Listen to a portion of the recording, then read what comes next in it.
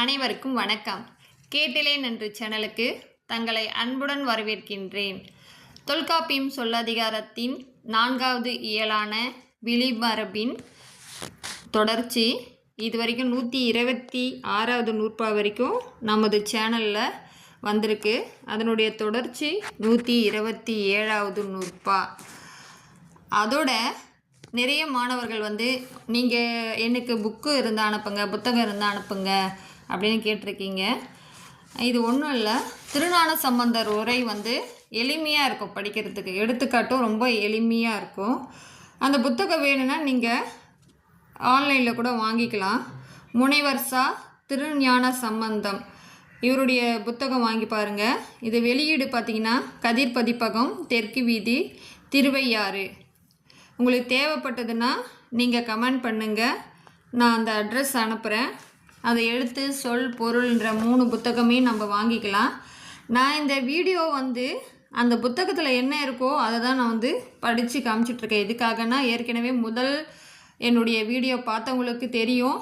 நான் என்னுடைய பேராசிரியருக்கு ஒரு வாக்குறுதி கொடுத்துருக்கேன். என்னால் முடிஞ்ச வரைக்கும் பார்வை மாற்றுத்திறனாளிகளுக்கு புத்தகம் படிக்கிறதுக்கு நான் உதவி செய்வேன். அப்படின்றதால நான் வீட்டில் இருந்துக்கிட்டே என்னுடைய வேலைகள்லாம் போக, நான் மற்ற வேலைகள்லாம் முடிச்சுட்டு இருக்கிற நேரத்தை என்னுடைய பார்வை மாற்று மாணவர்களுக்காக கொடுக்குறேன். அவங்களுக்கு இதை படித்து சொல்கிறதே பெரிய உதவியாக இருக்கும். அதுக்காக தான் இதை நான் படித்து சொல்லிகிட்ருக்கேன். தேவைப்படும் பட்சத்தில் இதை வகுப்பாகவும் எடுக்க முடியும். உங்களுக்கு வேறு என்ன புத்தகம் பதிவிட்டால் நல்லாயிருக்கும், எனக்கு ஆடியோவாக வேணும் அப்படின்ற தேவைப்பட்டதுன்னா எனக்கு கமெண்ட் பண்ணுங்கள். கண்டிப்பாக நான் அது உங்களுக்கு ஆடியோவாக நம்மளுடைய சேனலில் ஒளிபரப்பு செய்கிறேன். இப்போது நூற்பாக்குள்ளே போகலாம். அதாவது 4வது இயல், சொல்லதிகாரத்தின் 4வது இயல் விளிமரபு. அதில் 127வது நூற்பா. உயிரீறுகள் அண்மை விழி பெறுதல். அண்மை சொல்லே இயற்கை ஆகும். அண்மை சொல்லே இயற்கை ஆகும். இதன் பொருள் இ, உ, ஐ, ஓ என்னும் 4 உயிரீற்று சொற்களும் அண்மைனா அருகில் விழியேற்கும் அவ்விடத்து மேற்கூறப்பட்ட திரிபுகளை அடையாமல் இயல்பாக நிற்கும். எடுத்துக்காட்டு: நம்பி வாழி, பேந்து வாழி, நங்கை வாழி, கோ வாழி. இது எல்லாமே இயல்பு. 128வது நூற்பா. விழி ஏற்கும் புள்ளியீறுகள் இன், இர், இல், இல், ந, ர, ல, ல என்னும் 4 என்ப புள்ளி இறுதி விழிக்கொள் பெயரே. ந, ர, ல, ல என்னும் 4 என்ப புள்ளி இறுதி விழிக்கொள் பெயரே. இதன் பொருள் உயர்திணை பெயர்களுள் இன், இர், இல், இல் என்னும் 4 மெய்யெழுத்துக்களை ஈறாக உடைய மெய்யீற்று பெயர்கள் உள்ளன. அவை அனைத்தும் விழிக்கொள்ளும் என்று கூறுவர் ஆசிரியர். 129வது நூற்பா. விழி ஏற்காத மெய்யீறுகள். ஏனை புள்ளி ஈறுவிழி கொள்ளா. ஏனை புள்ளி ஈறுவிழி கொள்ளா. இதன் பொருள் இன், இர், இல், இல் என்னும் ஈறுகள் 4. அவை அல்லாத புள்ளியீற்று பெயர்கள் விழியை ஏற்பதில்லை. பிற எழுத்துக்கள் விழி கொள்ளா என்றதனால் சிறுபான்மை விழி கொள்ளுதலும் உண்டு. எடுத்துக்காட்டு: விலங்குமணி கொடும்பூண் ஆ ஐ. புறம் 130வது பாடல். இத்தொடரில் ஆ ஐ என்னும் யகர ஈற்றுப்பெயர் விழி பெற்றது. 130வது நூற்பா. நகர ஈற்று பெயர்கள். நகர ஈறு விழியேற்கும் முறை. அவற்றுள் அன் என் இறுதி ஆ ஆகுமே. அவற்றுள் அன் என் இறுதி ஆகும்மே. இதன் பொருள் மேற்கூறப்பட்ட மெய்யீறுகள் நான்கனுள் நகர ஈறு அன் என நிற்கும். விளியேற்கும் போது அவ் அன் என்பதில் உள்ள நகரம் கெடும். அகரம் ஆ என திரியும். எடுத்துக்காட்டு: சோழன், சோழா, கண்ணன், கண்ணா. அன் ஆ ஆதல். 131வது நூற்பா. நகர ஈறு அண்மை விளி கொள்ளல். அண்மை சொல்லிற்கு அகரம் ஆகும். அண்மை சொல்லிற்கு அகரம் ஆகும். இதன் பொருள் மேற்கூறப்பட்ட அன் ஈறு அண்மை விளியில் நகரம் கெட்டு அகரமாக திரிபடையும்.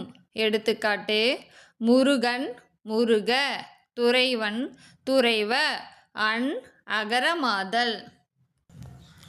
132வது நூற்பா. இது பார்த்தீங்கன்னா 6 மதிப்பெண் வினாவில் கேட்கறதுக்கு வாய்ப்பு இருக்குது. விளியில் ஆண் ஈறு இயல்பாதல் அப்படின்னு கேட்கலாம்.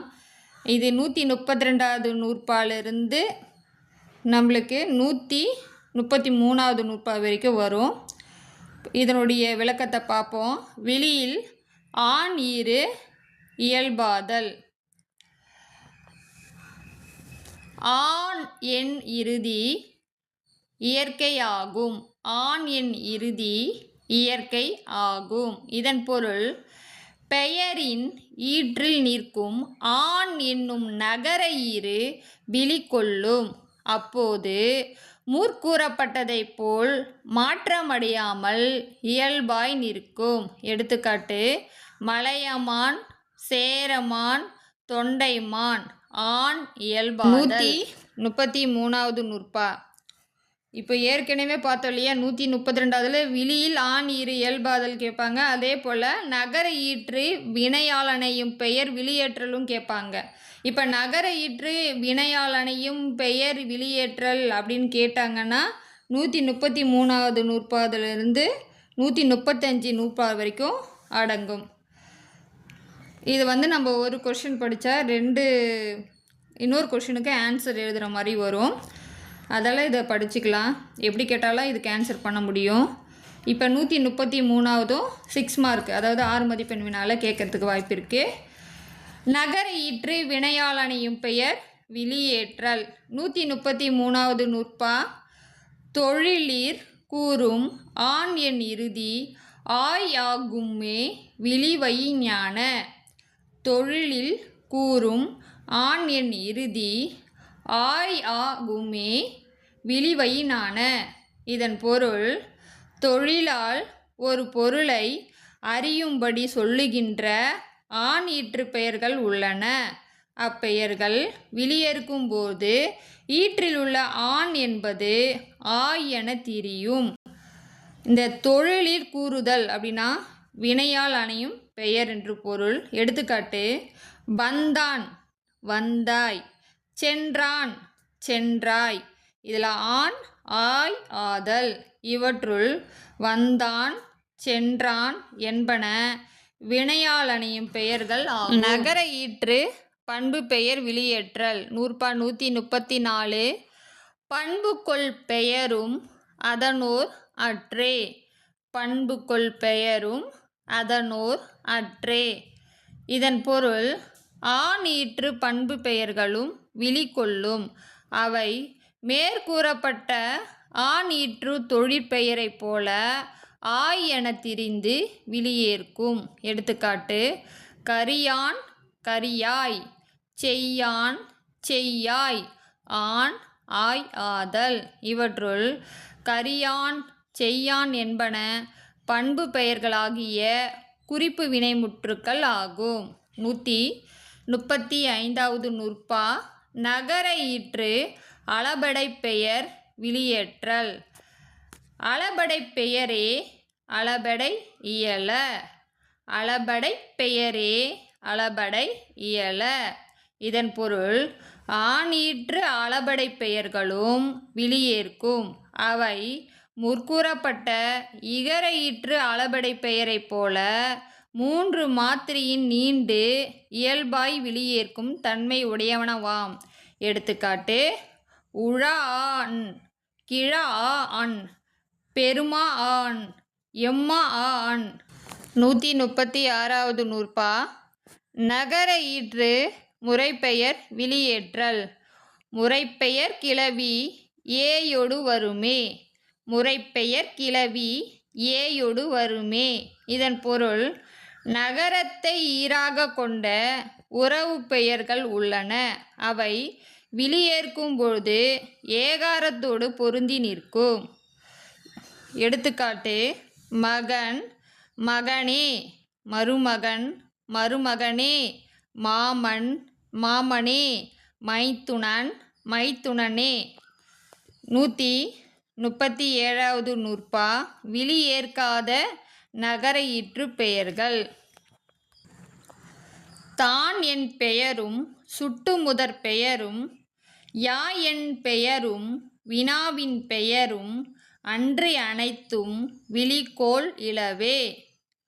தான் என் பெயரும் சுட்டு முதற் பெயரும் யான் என் பெயரும் வினாவின் பெயரும் அன்றி அனைத்தும் விழிக்கோள் இலவே. இதன் பொருள்: தான் என்னும் பெயர் சுட்டெழுத்தை முதலாக உடைய அவன், இவன், உவன் என்னும் பெயர், யான் என்னும் பெயர், யாவன் என்னும் வினாப்பெயர் ஆகிய நான்கும் நகர ஈற்று பெயர்களாகும். இவை அனைத்தும் விளியை ஏற்பதில்லை. இதன் தொடர்ச்சியை அடுத்து வரும் வகுப்பில் அறியலாம். கேட்டலே நன்றி சேனல் உங்களுக்கு பிடித்திருந்தால் லைக் பண்ணுங்கள், சப்ஸ்கிரைப் பண்ணுங்கள், மற்றவர்களுக்கும் தெரியப்படுத்துங்க. உங்களுக்கு ஏதாவது புத்தகம் தேவைப்பட்டாலோ இது போல் வேறு ஏதாவது புத்தகம் ஆடியோவோ தேவைப்பட்டாலோ மறக்காமல் கமெண்ட் பாக்ஸில் சொல்லுங்கள். நன்றி.